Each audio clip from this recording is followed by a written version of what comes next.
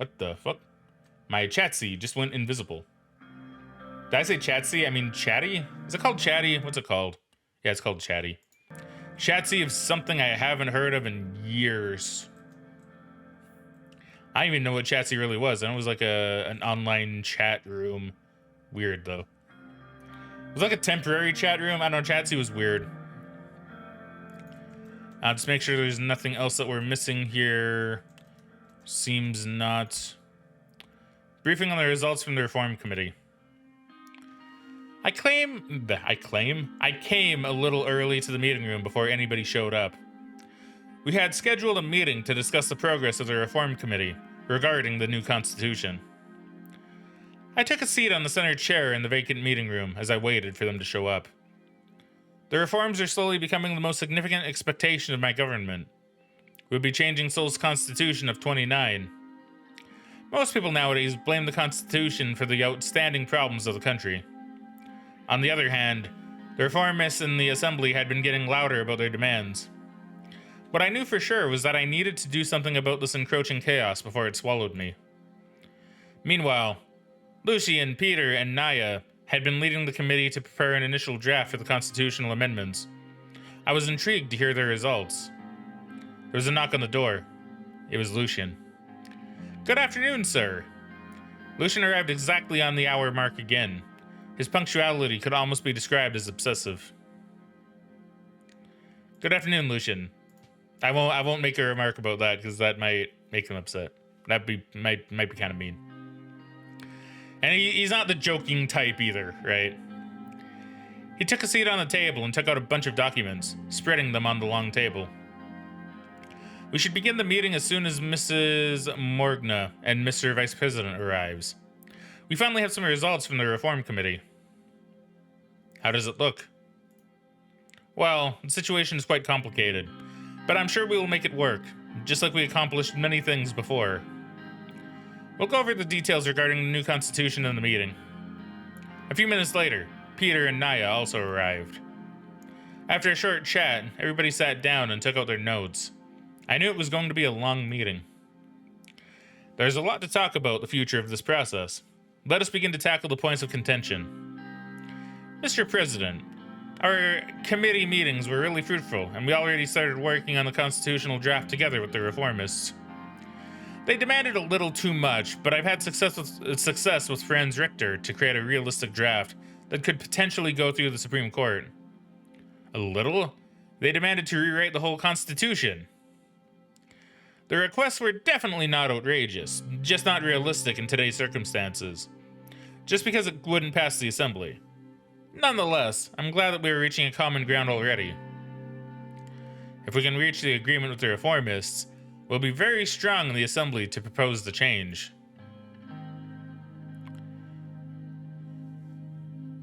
I think the Supreme Court is going to be the bigger obstacle. Is it possible to pass the Supreme Court? They're the biggest obstacle. Even if we pass the Assembly, the Chief Justice will do his best to block our amendments. We need at least 6 of the 11 judges to vote for the proposal, but Mr. Hawker has enormous influence over the judges. We should reach out to the judges in secret. Some of them might be willing to break rank to support us.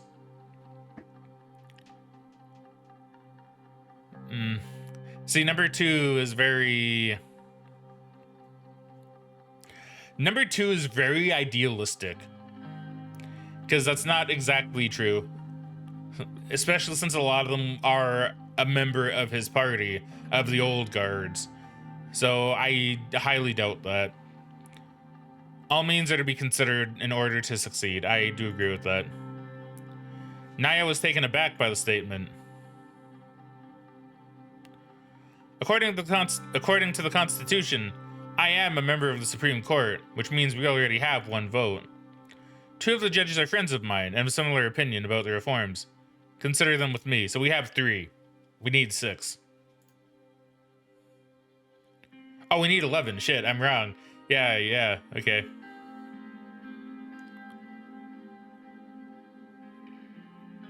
Like, I don't want to bribe them, but like, we reach out to them in secret and talk to them. Like, I wouldn't bribe, I don't think.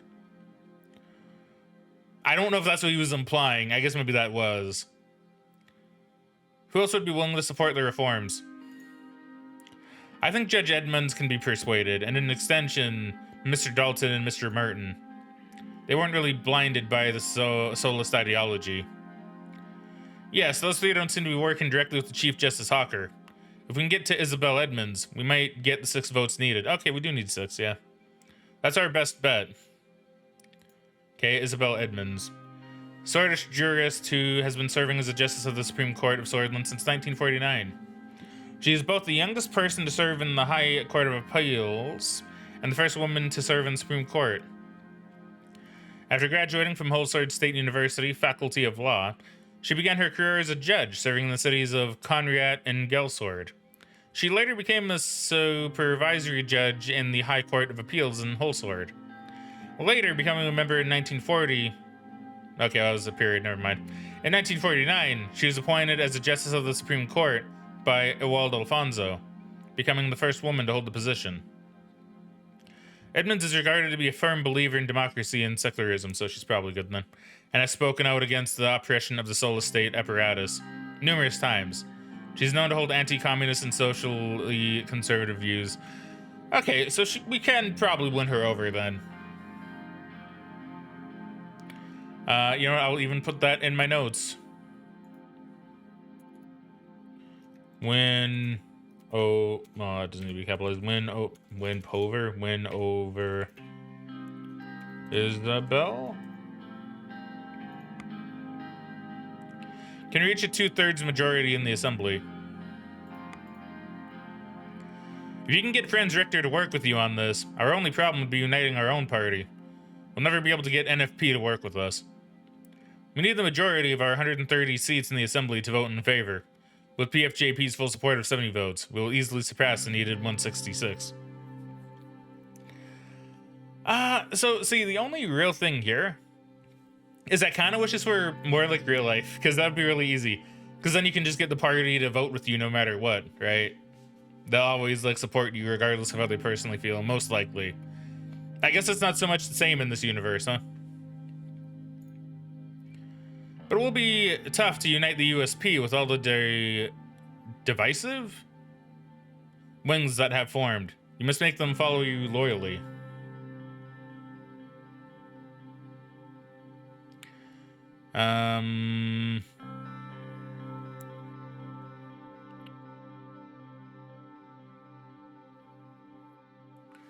We did it before the elections. We can do it again. I think that is true. Albin Clavin and his reformist wing would be supporting you. He already weighed in heavily in the committee meetings. However, the conservatives would be tough to break. The influence of Sol is still living strong in the party. Do you think they can be persuaded? I'm sure it's possible, but regardless of my opinion, we need to persuade them to support us for passing an amendment to the Constitution. And there's only one person who is key to make them back us. Gloria Torrey. She's well respected by the Solists. She'll be our biggest obstacle in the Assembly, and her demands will be extensive. Gloria Torrey is a Swordish politician, member of Assembly, and the current Speaker of the Grand National Assembly of Swordland since 1949. She's been a member of the Assembly since 1937. That was a lot on her. After graduating from Holsword State University, Gloria was elected as the president of the student organization, Republican Youth. She supported the Democratic Revolutionaries and was credited for organizing several major student rallies during the last years of the Swordish monarchy. Before her election to the Assembly, she worked at several jobs, including a lobbying firm and a school of public speaking and debating. In 1929, she became a member of the United Swordland National Committee from Visord. Gloria quickly rose in USP after she was elected to the Grand National Assembly in 1937. She was appointed as a special advisor to the Minister of Interior in 1938, before being brought as the frontbench spokeswoman for Home Affairs in 1942, and the spokeswoman for Education in 1944. In 1949, she was elected as the Speaker of the Grand National Assembly, in protest against President Ewald Alfonso's reformist agenda. She's the first woman in Swordland to hold that position. She was a strong critic of Waldo Alfonso's presidency, and she became famed for her obstructions in the assembly of some of his policies. Regarded as a charismatic politician and a tough negotiator, she's credited for major lobbying incidents within the USP, which shifted the political landscape during the last decade. After the 1953 elections, she was elected speaker for a second time. I also have reasons to think she might be in Orso's pocket. She'll be tough to break, but we'll need her to help get the conservative support. Yeah, what are the demands? We should run down each of the main demands of the committee and get your input first. Miss Morgana can explain them further. Mrs. Morgana, I guess. Morgana? Not Morgana, it's Morgana. We'll start with the first red line. The new constitution will fix the loopholes regarding the president's absolute veto powers. Even though Mr. Richter put on a whole show about why vetoes should completely be removed, the committee has almost unanimously agreed on fixing the loopholes, thus limiting the presidential vetoes.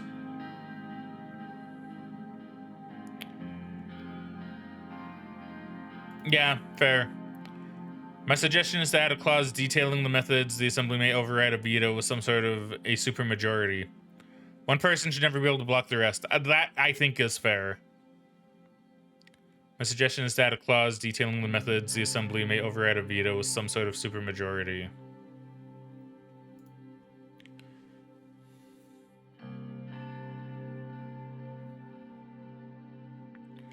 Detailing the methods the assembly may override a veto with some sort of a supermajority.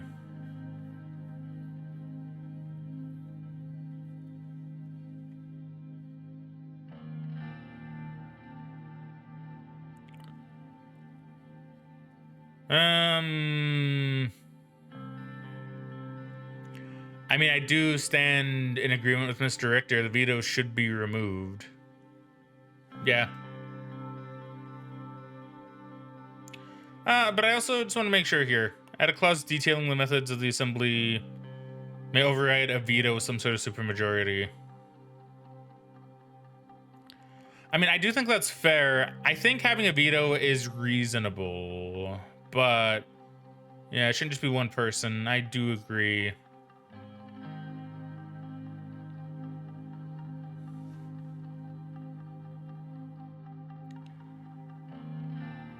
Yeah, the loopholes give the president too much power. That is true.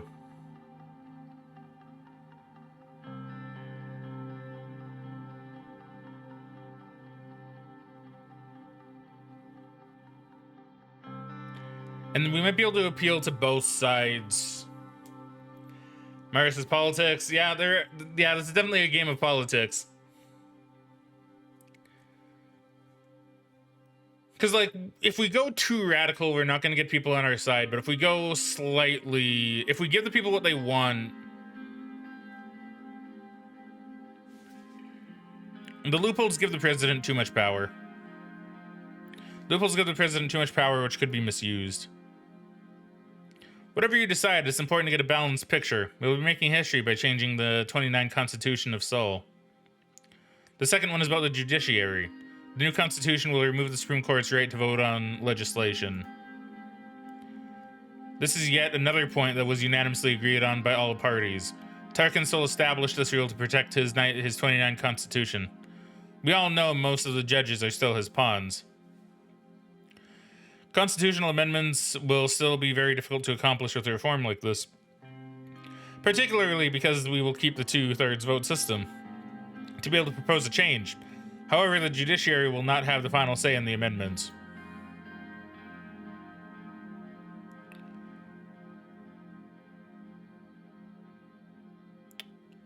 I mean, on one hand, 3 is a good point.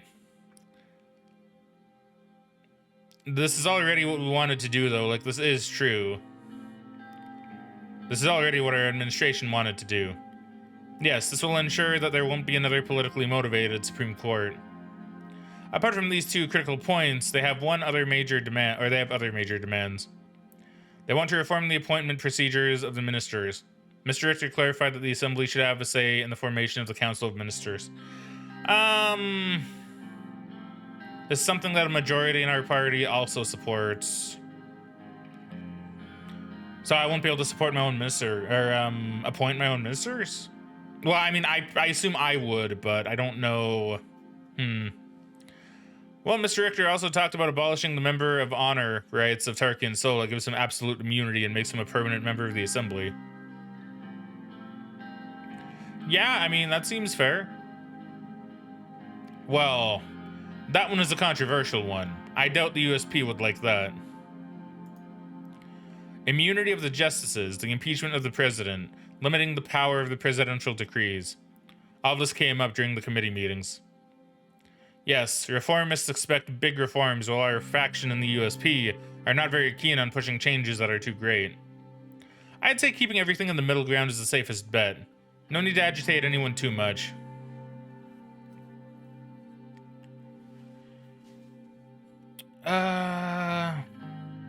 I mean, it's a give and take, right? Like, that's kind of the thing. Like, we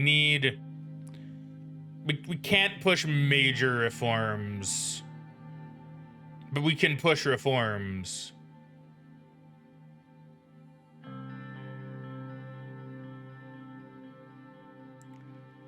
Because we kind of need to keep everybody happy.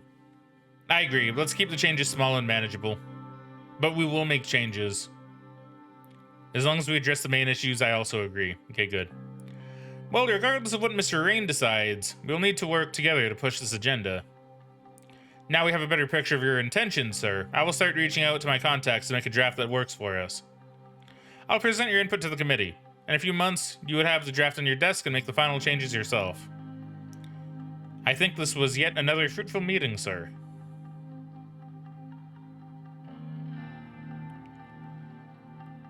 Together we will democratize Swordland, yes. And you have my full support, Mr. President. Ours too, of course. Yes, sir. Thank you for your time. I think this is where we'll call it, sir. Have a good day. They left the room. So I have some more places to look into. Only a couple. So on the news from the Radical. WPB protests electoral bill. Growing discontent over the past electoral campaign finance bill, which has excluded public funding for parties that aren't able to enter the Grand National Assembly, has reached a boiling point when all Workers' Party of Bludia officials and members went out in protests around the country. Strong voices of support came from the Labor Union of Swordland and the People's Freedom and Justice Party, calling the bill unfair for most parties and an attack on our democratic principles.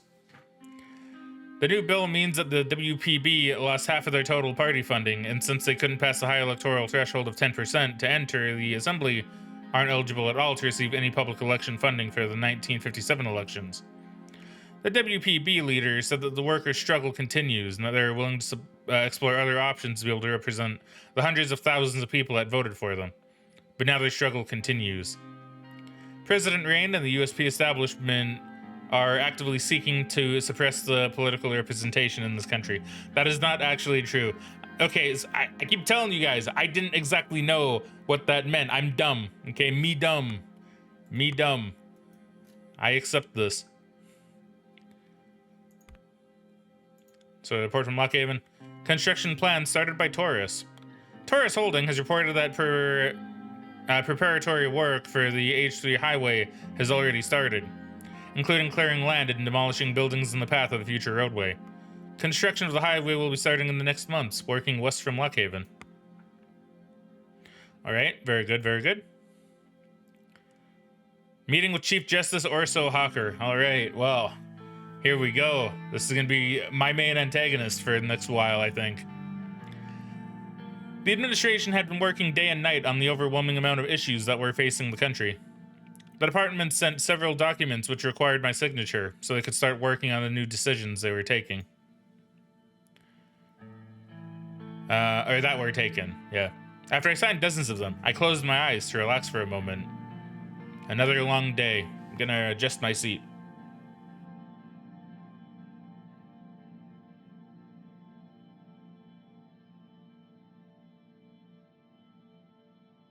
Alright, seating adjusted. Even though I really wish to leave the palace for the day, Lucian had earlier told me that the Chief Justice wanted to speak to me. We planned to meet in my office in 30 minutes. I waited for him, wondering what subject he would raise. Take a moment to relax. I stretched out my arms and looked out the window. Thousands of shimmering lights in the whole sword skyline were mesmerizing. Suddenly, I heard a knock on the door. It was Lucian. Good evening, sir. Good evening, Lucian. I'm sorry that I couldn't explain the situation to you in detail earlier, sir.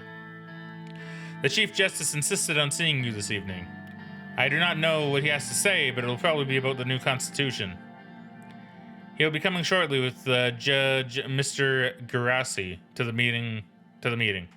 We shouldn't take them lightly.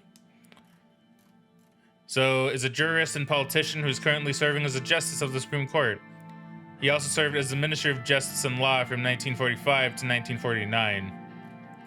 Before his political career, Hiran studied law at the Imperial Markian University and later pursued a military career.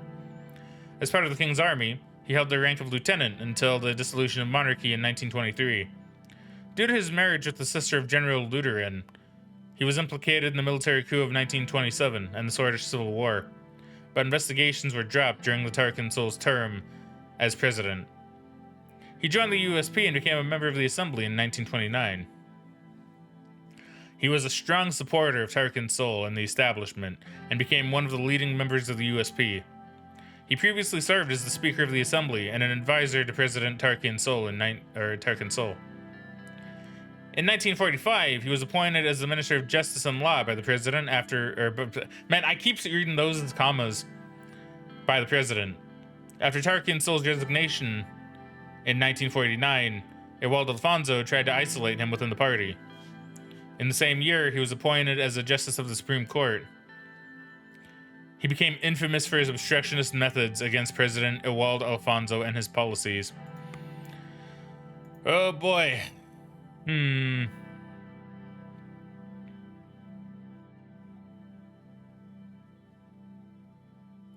I think he is here to test the waters. I don't think he'll threaten us. Well, he might. I agree. They'll probably try to get you on their side. We should... There were 3 knocks at the door.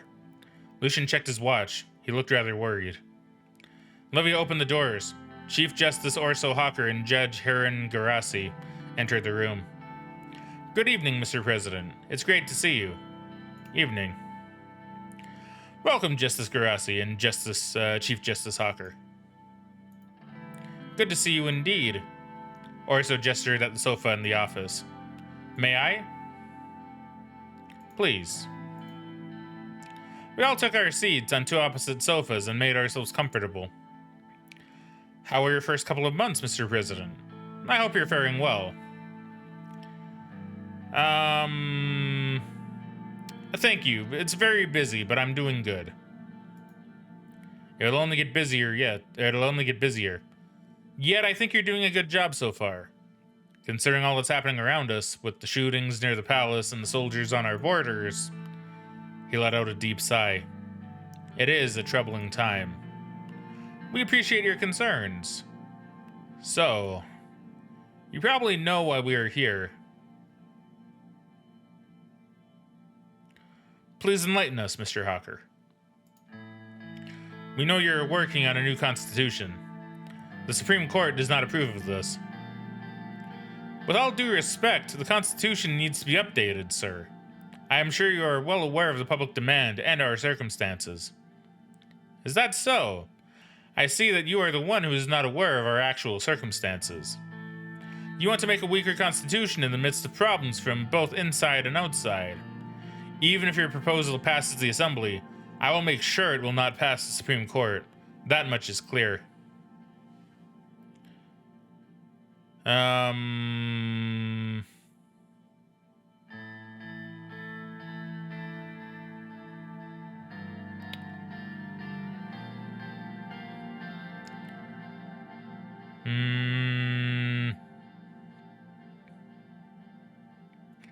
never going to be able to convince these two. But I don't want to threaten them either. You haven't even seen the proposal yet, Mr. Hawker. Isn't it too soon to be against it? Do you think I live under a rock, Mr. President? I know what goes on. Yet you, Mr. President, seem to be only partially informed about the current situation. Please let us explain the reasons for our stance. I believe I am fully informed about the situation, Mr. Grassi. You think you are, Mr. President, but the Chief Justice has some intel on something that you wouldn't be very interested in. And what would that be? Orso signaled Huron with his hand to let him speak instead. Mr. President, I know that you are a busy man, so I'll make this quick. We all know that Swordish security forces found stashes of Rumburgian weaponry in the hideouts of Blutish separatists. K-74s are roaming inside Soylent at this moment. Oh man, I was hoping I'd see a picture of them. Oh well, we'll read about the gun later, probably.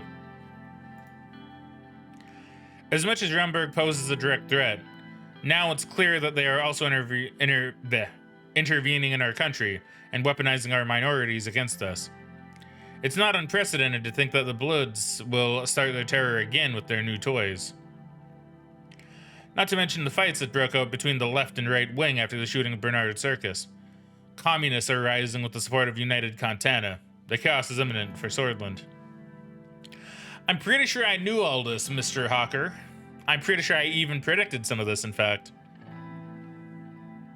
And sadly, we don't see the administration taking the necessary precautions. Not necessary precautions that you think are right, Mr. Hawker. You said you will not focus on military during your term. Under current circumstances, that cannot be tolerated at any cost. Yeah, situations change. I probably will put more towards the military now.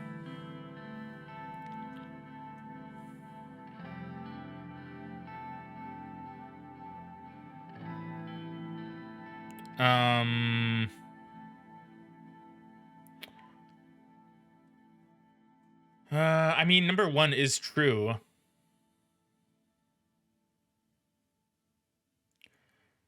I do believe the circumstances have changed, though.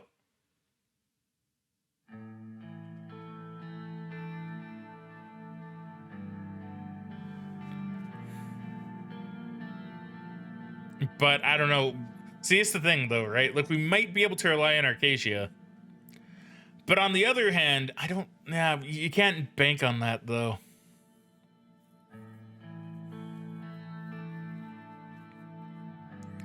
But number one is true. Like, in a way, he's kind of overstepping his boundaries.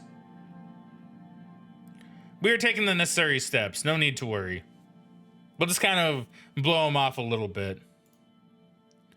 We hope that our police forces and our military is adequately funded during these times of conflict.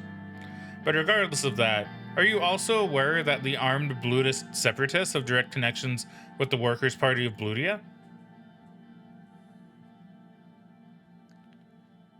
I know I read this before.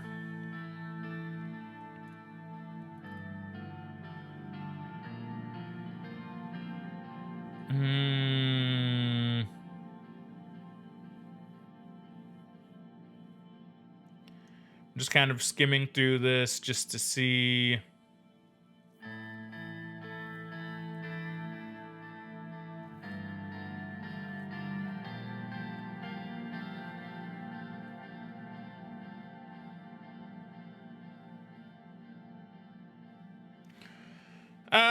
Okay, so just based on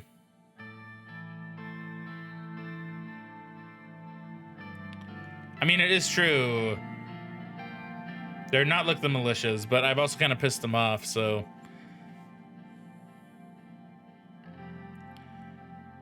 I mean, I do feel like they're a party, so therefore they are, like, they're for democracy, so yeah, they're not the same. The Workers' Party is a democratic party, unlike the militias. They are not the same. They may claim they have no ties with the separatists, but most of their members used to be part of them before they formed the Workers' Party of Blutia. Maybe they didn't agree with the terrorism stuff that was going on with the militia stuff. How about the name, Mr. President? It is not the Workers' Party of Swordland, is it? As far as I'm aware, there's no nation called Bludia around here. Yeah, but we also have the Bloc Quebecois in Canada, and I mean, granted, they are mostly for Quebec stuff, but still, it's a very similar idea. What is this all about? The only reason they're not in the assembly is because of the electoral threshold. They've gotten quite big. They're clearly getting outside help, and their connection to the paramilitary Bluish force cannot be denied. And all of a sudden, the reformists are trying to decrease the electoral threshold, so that the Bluish separatists can be legitimized in the assembly to achieve their aims of independence. You think that's Mr. Richter's intention? I suspect his intentions are grander. But I wish the only issue are the Bluish terrorists in Nuremberg. The reformists suggested changes would also bring the communists, who are backed by United Contana, into the assembly. Do you see the pattern yet? Yeah, this seems like one big conspiracy. Yeah, like there's no way the reformists are working for foreign powers. Like, no way.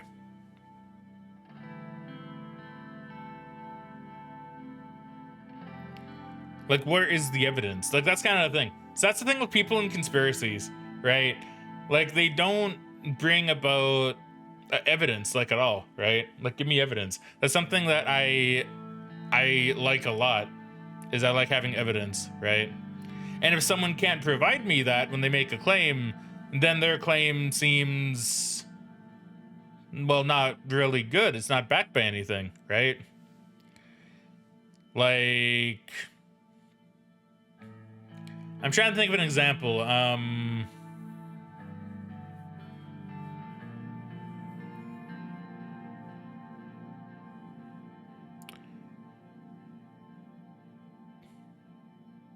I can't really think of anything. Okay, I can't really think of an example, but yeah, it's true. Have evidence, right? If you have a claim, have evidence, right? There is no evidence about any of this.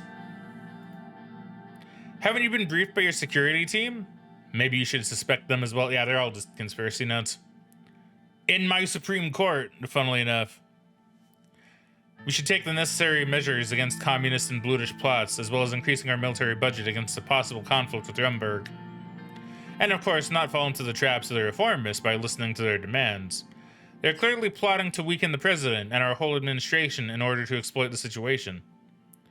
Which brings us to some very important information that we have. It's definitely something you need to hear, and it can change absolutely everything. Yeah, sure, Mr. Hawker. With all due respect, Mr. President, I think this is getting slightly ridiculous.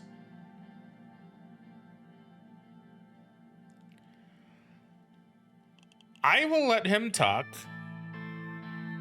I will let him talk because he's allowed to speak, but I don't think I'll buy any of it. This all seems rather crazy. Let the Chief Justice talk, Lucian. Of course, sir. The person in question is Mr. Franz Richter himself, the leader of the reformists. We have enough information to infer that he has ties with Arcadia. That's not a problem. Arcadia is aggressively growing their influence around the world, and now we have Mr. Richter coming up with these ridiculous demands for a new constitution amidst the chaotic period in Swordland. All the pieces seem to fit perfectly. That is why the Supreme Court will be doing what it takes to stop these reforms and preserve the Excuse me again. I'm sorry. It's only ever when I stream as well that I get burpy. Why is that? Maybe it's because I'm drinking more water? I don't know. Maybe it's because I'm talking a lot, right? Either way, I don't like it. I don't like it very much. Have ourselves another except though, talking about water. The Supreme Court will be doing what it takes to stop these reforms and preserve the Constitution. How would you know that Mr. Richter has ties to Arcadia? Mr. Gallade. Gallade? I think it's Gallade. We all know he has been in Arcadia many times, because it's been documented. But what would you think if he has been making hidden flights to the country? He was hiding his flights to Arcadia? He was. He has been spotted in a hotel in Arcadia last year, where they held a conference on economic development in volatile regions. Okay, that actually seems really funny, right? This all seems a little too crazy. Like, I mean, maybe he was there. I don't know, maybe he was attending it. Maybe he wanted to learn how to help Swordland, who knows? But it's just kind of funny how it's like, oh, nope, he went to Arcacia last year, and he was at this conference, implying that our region is volatile, maybe. Right around the time he started to influence the masses into believing that our constitution is the reason for everything bad. His trip is not documented, nor was he an official guest of the conference. We believe that he had a meeting with President Walker behind closed doors. I also have a couple more photos of him that were taken in Arcacia in different cities. One is from a couple months back. Again, none of it is documented. He's allowed to make a flight, dude. He's allowed to go where he wants on his own time. He also attended another event in Lesbia last week. The Arcacian Minister of Foreign Affairs was there too. How did you find out about this? Many Solists were already following his leads for quite some time, Mr. President. I cannot give away their identities, but I can give you the evidence. He handed me a small file. It contained official documents from the Sworddish border guard with highlighted dates that showed no trace of Franz Richter's name. There were clear photos of him that were taken in the conference in Arcacia, as well as remarks by Lesbian and Arcacian citizens who claimed to have seen him with Arcacian businessmen around the same dates. There was also an official transcript of one of his speeches where he claimed to be in Benfey on the dates of the conference in Arcacia, where he was spotted. Lucian skimmed through the documents with skepticism, which slowly turned into surprise. These seem to be real. They're not photoshopped? Of course they are real, Mr. Gallade. These seem to suggest that Arcacia is behind the reformists. Their demands will only benefit Arcacia. They want us to have a weaker administration while we face all these threats. I mean, that could be true from Arcacia, to be fair. This is clearly a plot against Swordland. I bet Rumburg is part of their plan, too. This cannot be a coincidence that they are weaponizing our minorities against us around the same time. Now you understand the reasons of our current stance, and also our suspicions about your advisors, who clearly have not given you this vital information. Lucian gave him a sharp look. We appreciate the information, Mr. Hawker, but I advise against jumping to conclusions right away. We still need to check the information. There is not much to think or check. This is clearly an emergency. In such cases, the Constitution gives the President the right to use his emergency powers. If we work together, you can be sure that the Supreme Court will not block your declaration of emergency.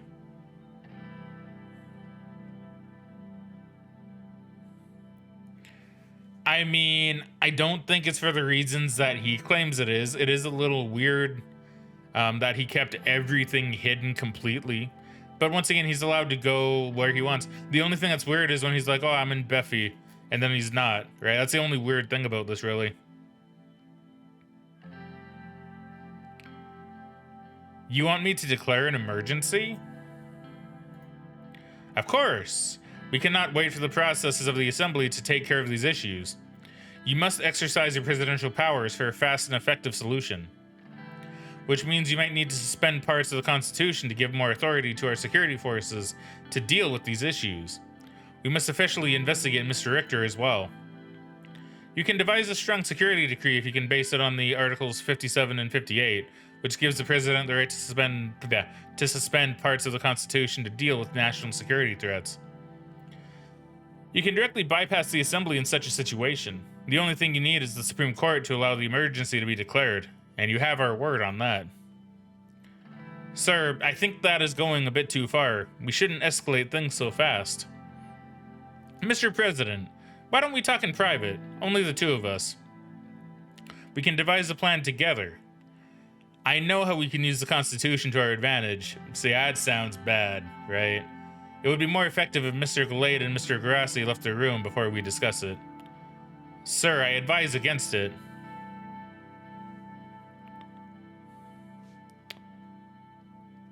I'm sorry to say that we won't be cooperating, Mr. Hawker. Even though you are aware of our national security threats, you are making a big mistake, Mr. President. We will not allow you to succeed. You are the ones who are making the mistake. Yeah, we'll give it back at him a little bit. We'll throw a little bit at him. We will see, Mr. President. We will see. Have a good evening. They both left the room without saying anything else. That was not good. They clearly tried to threaten you.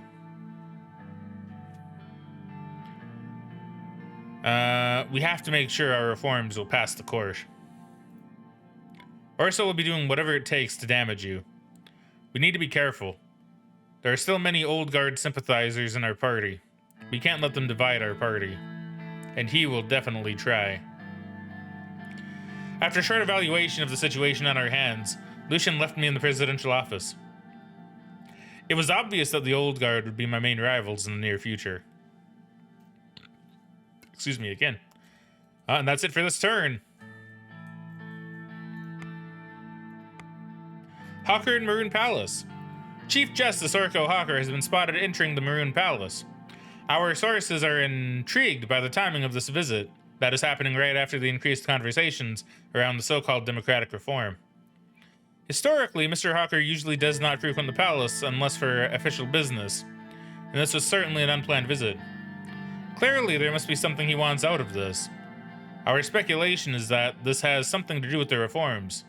More on this later. More to come on this later. Alright, we'll continue into next turn.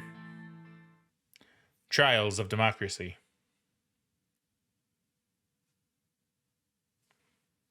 Yes.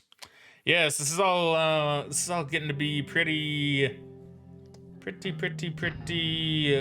crazy.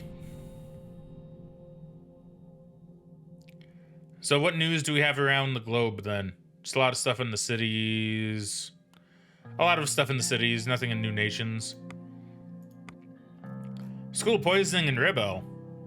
Police have arrested the principal of a high school in Rebel in southern Bergia, where 12 students died after eating a free meal laced with pesticide. The students, aged between 15 and 17, died after eating a lunch of local dish of zabla, cooked at the school in a poverty-stricken city. Police have started the investigation to solve the mystery of how the pesticide ended up in the food. Yeah, that seems a little bit bad, right? Time for women to stand up. Yeah. The women in Swordland have always been under pressure by the unequal society and the systems of discrimination that was built by old men who only knew about war, said Katarina Horton in a women's rally that was held in Holsard yesterday. Swordish League of Women is organizing a number of rallies across Swordland to bring the change Swordland desperately needs. It is time for Swordland to realize that we have to respect every individual, regardless of their sex, and strive to become an advanced civilization. Women have long been pushed to the corners of the social and political life. To address this change, a new campaign was started all over Swordland to establish a framework for women's rights. Swordish League of Women is organizing rallies with the support of Prime Minister of Education, Ciara Walda, and member of the Assembly, Katarina Horton. Everybody is equal according to the Swordish Constitution, but there are no protections against discrimination which only reinforces the inequality in practice, said Walda in a press conference. This movement must be supported by all Swordish women, as well as men. We need to bring change now. We can do it. Questioning Solace Education. The newly unveiled SEPA Education Performance Report unveiled a sad reality about Swordland's abysmal status in comparison to many countries. Swordland was rated 39th out of the 68 nations that were assessed by the OMEC organization. The primary gauge of the quality of education is made from a sample of 16-year-olds from each nation and their capacity in fields like mathematics, history, chemistry, and many others. One of the key issues was seen as the strong focus on history and citizenship classes leaving little time for scientific fields. Minister Walda often mentioned the gaps in the system in her assembly debates before she joined the cabinet. Hold on, I just need to rub my eyes a little bit. I think we're getting a little bit on the dry side. Like I said a smidge earlier, I had a decent sleep, but it wasn't the greatest, and I certainly didn't get enough, right? So my eyes, the light is probably affecting my eyes a little bit more than it normally does today. So if I look a little, yeah, don't worry about it. I just need more sleep later. This is also supported by one of our editors. a professor from Wholesword State who had long been critical of the situation in secondary education. The separate report reveals the damning truth that socialist education, based on the principles of statism, nationalism, republicanism, poisons the bright minds of our children. We need to rid the system from the poison that is ideological indoctrination and let our future generations think for themselves. Upcoming government budget changes. As the top economy experts in the country, we have been watching the upcoming changes to the government budget very closely. President Anton Rein's first internal economical challenge lies ahead, and we will see if he can prove his capabilities as a leader who can think ahead. The potential ramifications of diverting the funding to certain governmental branches has always been a point of contention for any leader, and it is no different for this case. We will see if President Rein can hold on to the promises he was given during the election campaign. Van Horten blames Volksland for the missing fishing vessel. Uh-oh. On Tuesday morning, Agnolia's Prime Minister, Van Horten, has made a statement denouncing Volksland for the missing vessel, hull number ARV0238. Our dutiful Coast Guard have rescued a crew member of the missing vessel. Through his statement, we had learned the ship's unfortunate end was none other than Volkslandian Navy.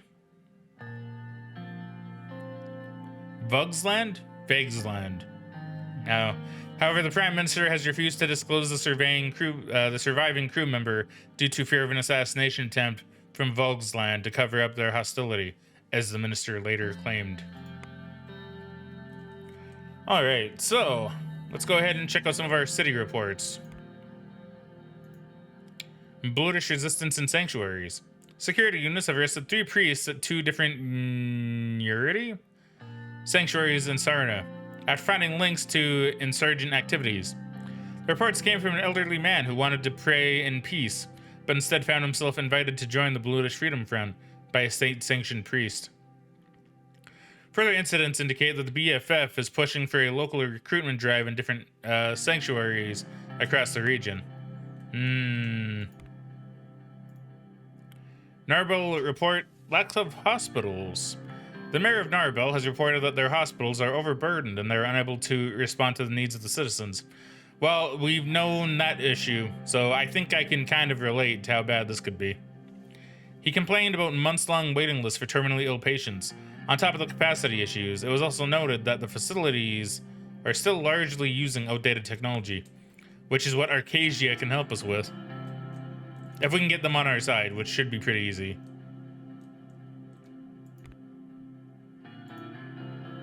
Communist books burned in Borin. Well, that's not too great. Don't burn books. Local residents gathered thousands of books that they claimed to be spreading communist and millennialist propaganda at the Century Park in Borin and set the books on fire. Aggressive slogans targeting the Red Youth and the Workers' Party of Bludia and the Communist Party of Sourland were shouted. Youth groups from the local party offices of the USP and NFP also joined in with the burning. The fire department was dispatched and the protesters dispersed on their own. So now we got book burnings. Not too great, not too great. Young Swords and NFP flags burned. Stop burning things, guys. A massive counter-protest against Young Swords, led by a local politician known to be aligned with the Red Youth, resulted in many injuries and property damage. Subsequently, Young Swords and National Front Party flags were burned, which caused tensions to escalate. Local police dispersed the protesters by sundown. And it's going to be about the bridge, or a highway. Nope, recession hits farmers again. As per the latest news from Lockhaven, the farming industry has taken another hit as a result of the recession. There are reports that 16% of all wheat in Lockhaven is rotting in barns due to a lack of buyers. Farmers are requesting additional funds from the government to survive this year, so subsidize farmers. I don't know, man. My budget is only 1. I don't really know what I can do. I need to get my budget up. Barbecue with Frank. Alright, this should be pretty nice. It was a Saturday afternoon. My first break from work in what felt like years. And the weather couldn't have been more perfect. Trying to keep my mind off the upheaval sparked by the circus assassination, I lit the backyard grill. Monica and Deanna were out shopping for craft supplies, and I'd given the staff the day off. It was just myself and Frank at home. I wasn't sure how he felt about me at the moment, but I did know how he felt about barbecued ribs. Our cook had left some marinating in the refrigerator. Sure enough, as soon as Frank glimpsed the grill and the meat, he stepped outside to join me. Well, look who's finally out of his room. I don't know if that's a good thing to say or not. I don't know if that's either. This could be good. This could be a good joke and icebreaker. But this could be as well, in a way. This could be a good icebreaker as well. Yeah, it seems a bit condescending, I guess. Come to spend some quality time with your old man, have you? Sure. If you can spare a few minutes out of your busy schedule. Oh, no. Yeah, this is fair. I know. Oh, I'm sorry. I know I haven't been around very often lately, but I'm happy to see you now. It's okay. I know you've got the most stressful job in the country, and you've got to feed your family on top of it all. We both chuckled. I turned to tend the fire. Here, let me try. He grabbed the fan and started quickly waving over the coals. The fire roared to life. He turned to look at me with a grin on his face, as if he was expecting praise. Don't act like you've done something special, Frank. It's an asshole, man. Good job. We say good job to our son when he does good. Thank you, sir. It is in our utmost interest to fulfill our duties with precision. The grilling shall commence in exactly 1 minute and 32 seconds. That was a spot-on impression of Lucian. We looked at each other for a second, then burst out laughing. I realized my throat was parched. There's a 6-pack of beer in the kitchen. Ooh, why don't you bring us a couple of beers? Ooh. Ooh. See, now this is a thing. Do I get a beer for my son? It would make him feel closer to me. It would make him feel more adult, I assume. Which is okay. He's of high school age. He's probably drinking beer anyway. I mean, he's smoking already. So he's probably drinking beer. I wouldn't be surprised. Yeah, I don't condone underage drinking, alright? I don't condone that. But in this instance, I mean, I don't know. There's something about this that seems like an oddly good, like, bonding exercise with my son. Well, with Anton's son. Why don't you bring us a couple of beers? He looked at me in disbelief. You mean I can? But Mom told me, shh, Mom's not home, son. It's okay. He stopped himself, quickly ran inside and returned with 2 beers. We cracked them open, clinked the bottles, and gazed out at the city skyline. For a moment, my thoughts flashed back to my childhood and my relationship with my own father. My father was a poor man who struggled to provide for us on his meager income. He put me to work on the farm long before I was Frank's age, and even then, we couldn't always make ends meet. Yet we were always close as a family.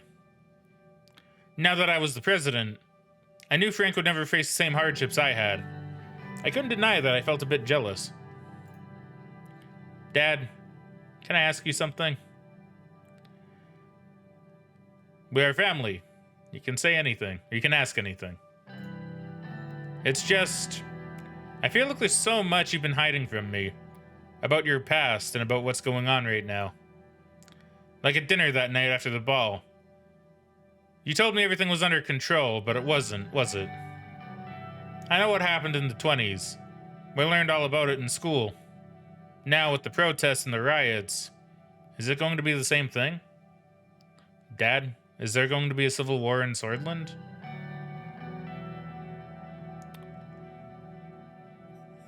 Once again, I feel like 2 is the thing that I can't necessarily prevent.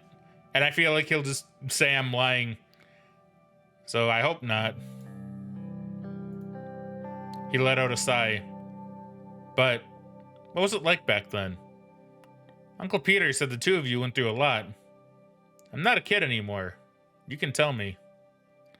Before I could gather my thoughts, the familiar images started flashing before my eyes. as I rub them to get whatever is out of it. Ugh, there we go. Maybe.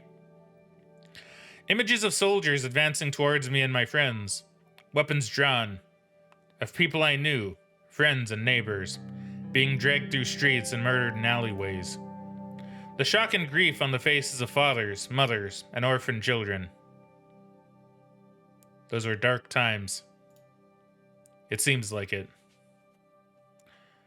But you're nearly a grown man. Let's talk about it. Frank leaned forward in his chair, his eyes wide.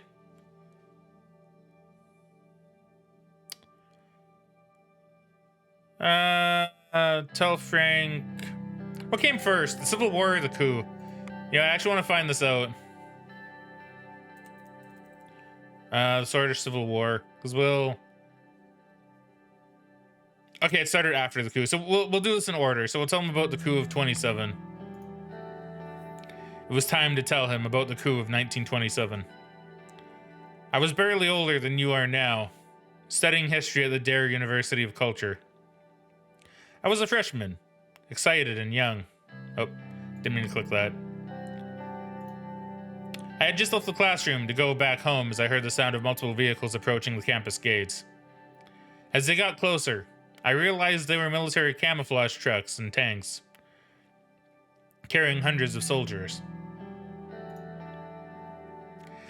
The same soldiers that were supposed to protect Swordland citizens pointed their guns at us. They immediately took control of the facilities. One of my friends asked what was going on and was arrested immediately. More people got angry and gathered in protest. Frank kept listening, a shocked look on his face. But we gotta be honest. I was there with the protesters as they declared martial law. We marched towards them.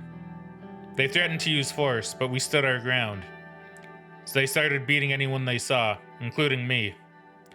The physical wounds took a few weeks to heal, but the mental scars have stayed with me to this day. I was lucky. I was still one of the lucky ones. Some of my friends were shot.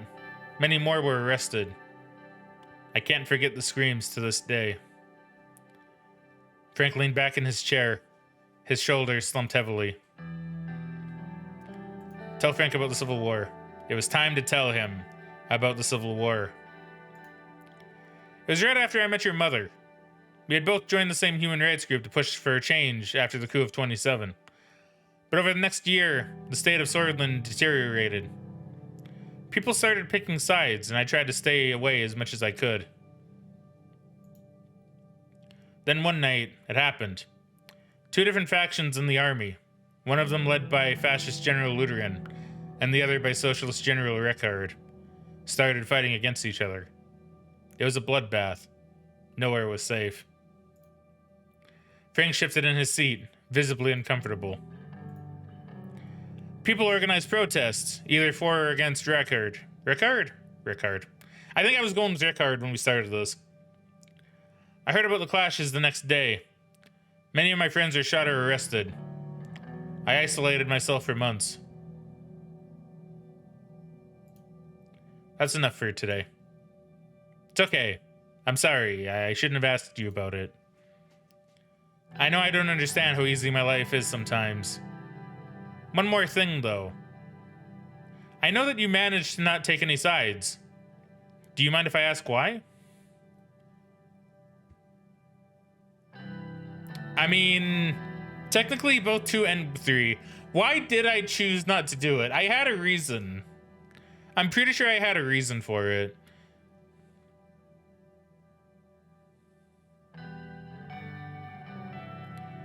I think because I just didn't agree with either party.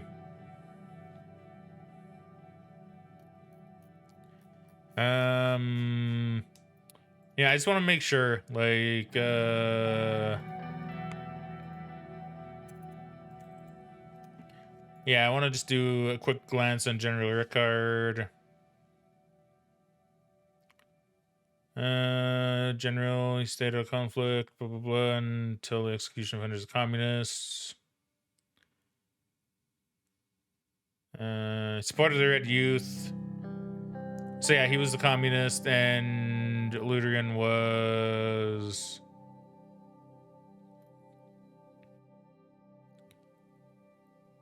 He established the young swords. Yeah, so it basically is true. They're both sides of the same coin. Or there are two sides of the same coin. Frank raised his eyebrows, his curiosity still not satisfied. But sensing my reluctance to go on, he simply nodded. Sorry for bombarding you with questions. I know I complain sometimes, but my problems are nothing compared to what you went through. You're damn right. Your generation will never understand. Some of these are so funny to me. I'm here to listen to them, no matter what they are. Before Frank could say anything else, I heard the front door unlock. Deanna and Monica's voices and the sounds of wrestling shopping bags filled the house. Alright, I'll be upstairs until dinner. Frank went in and dashed upstairs. I took a long sip of my beer, looking at the city and the now setting sun. I hope that talking to Frank about my past had been the right decision. Part of me felt as if some sort of burden had been lifted. But I had the same nightmares again that night. Man, so heavy. It's such heavy stuff. It's all so good though.